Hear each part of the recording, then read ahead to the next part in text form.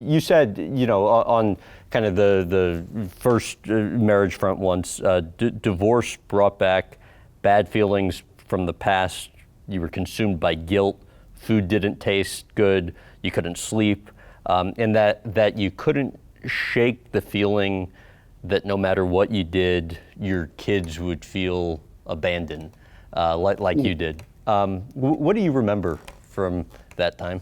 Horribly painful time, fraught with emotion and bad feelings, and the failures that you go. I thought, I couldn't be a worse father, and I couldn't be a worse human being. I remember all those feelings of as though I had cursed innocent beings with my own failings. I think the job as a parent, what's the things I've learned, is to try to guarantee a carefree life for your children for as long as possible. They should not be burdened with the cares of the world until they can handle them. And I felt in the course of being their divorced single guy dad that I was burdening them with cares that they didn't deserve to have to carry. At the time you were in, I think, therapy 3 times a week. You said, oh, yeah. You said, I was sad, confused, emotionally crippled. I guess the house of cards has to fall in before you start to figure things out. Yeah. How so? Well, I felt like I was a complete abject total failure, and everything I thought was working was actually not working. It's a place that everybody comes to in their life for one reason or another. I would go off and talk to somebody and say, what have I done wrong? And they would say, well, what do you think you've done wrong? Why am I so unhappy? Well, tell me about your unhappiness. And you work through that till you figure out that, number one, you have been an idiot, but number two, you're no longer an idiot. It's human nature to go through these kinds of, not just depressions, it's not necessarily a clinical thing, but you just go through dark times. You just go through moments where you think, oh man, I'm fucked. And I'll never be anything other than just like this guy that I am now. But you learn.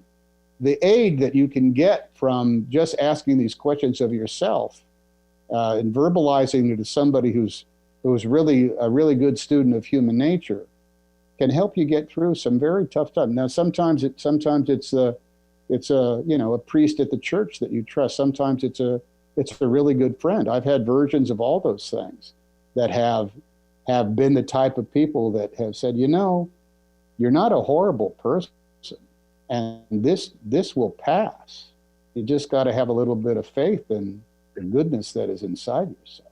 Then you end up marrying into an old world family type structure, as you called it, where people actually wanted to be together. When I met my wife, Rita, I had never been part of a full-time large structure of a family that had like a kind of like heritage. So I got this kind of like solid dose of a normalcy that had been completely absent for me.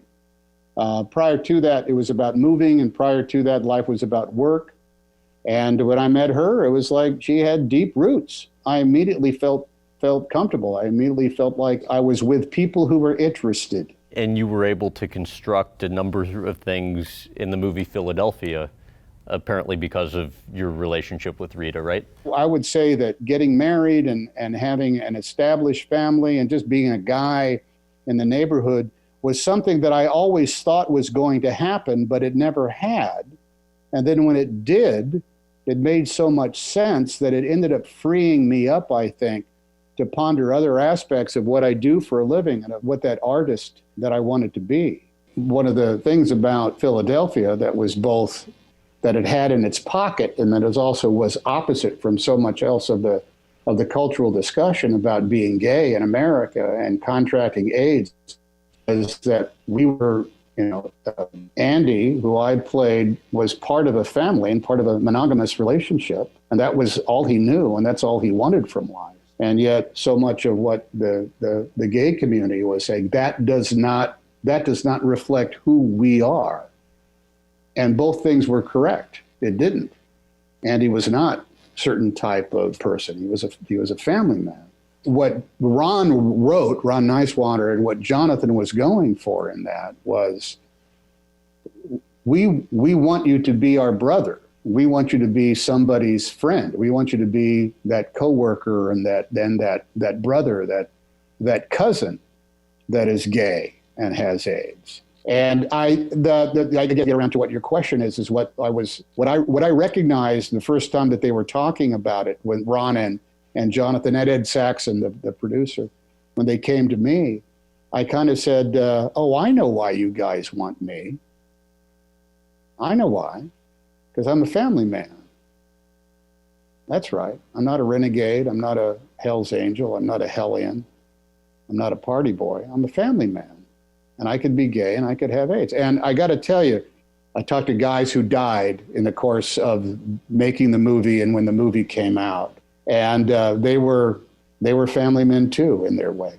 So we ended up touching on something that was, I compared it in a lot of ways to the movie like Gentleman's Agreement in the early 1950s, was about being Jewish in a way that was like, is that really an issue? Well, it turned out, yeah, it was.